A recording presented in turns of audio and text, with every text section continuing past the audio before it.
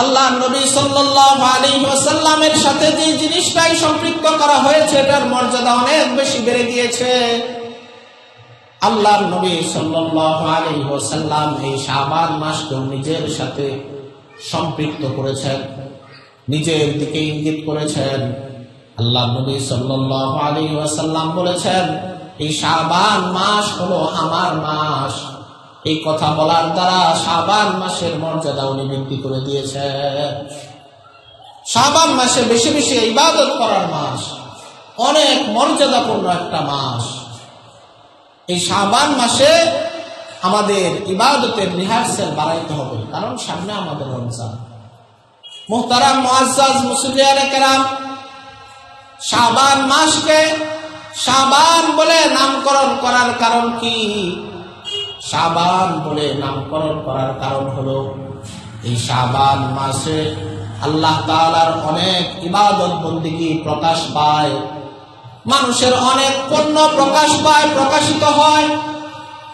আল্লাহ নবী সাল্লাল্লাহু আলাইহি ওয়াসাল্লাম বলে দিয়েছেন, ইন্নামা সুমিয়া শাবান লিআন্নাহু ইয়ানশাইবু লিরমাদান ফীহি খায়রুন কাসীরুন।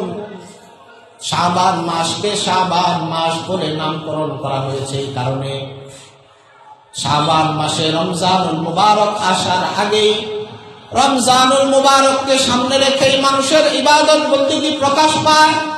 তারা তাদের ইবাদত বন্দেগীর মধ্যে আধিক্যতা পয়দা করে ইবাদত বন্দেগী বাড়িয়ে দেয়, তারা অধিক পুণ্য অর্জন করতে পারে, তার মধ্যে অনেক কল্যাণ প্রকাশ পায়। এই জন্য এই মাসকে নামকরণ করা হয়েছে শাবান মাস। ওয়া ইন্নামা সুমিয়া রমাদান লিআন্নাহু ইয়ারমুদুয যুনুবা। আল্লাহর নবী সাল্লাল্লাহু আলাইহি ওয়াসাল্লাম বলেন, আর রমজান মাসকে রমজান মাস বলে নামকরণ করার কারণ হলো রমজান মানুষের গুনাহগুলোকে জ্বালিয়ে পুড়িয়ে শেষ করে দেয়। সুবহানাল্লাহ।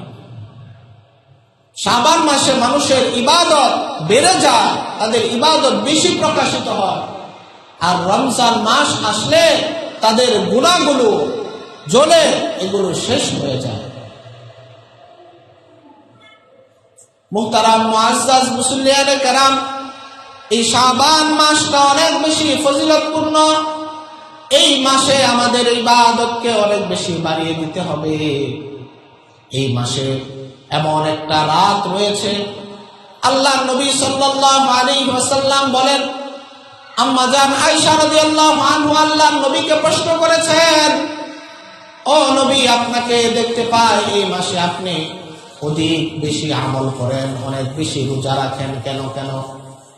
আল্লাহর নবী সাল্লাল্লাহু আলাইহি ওয়াসাল্লাম বলেন, ও আয়েশা শুনো, এই মাসের মধ্যে এমন একটা রাত রয়েছে যে এই রাতের মধ্যে আল্লাহ তাআলা আগামী 1 বছর যে মানুষগুলো মৃত্যুবরণ করবে তাদের তালিকা তৈরি করে।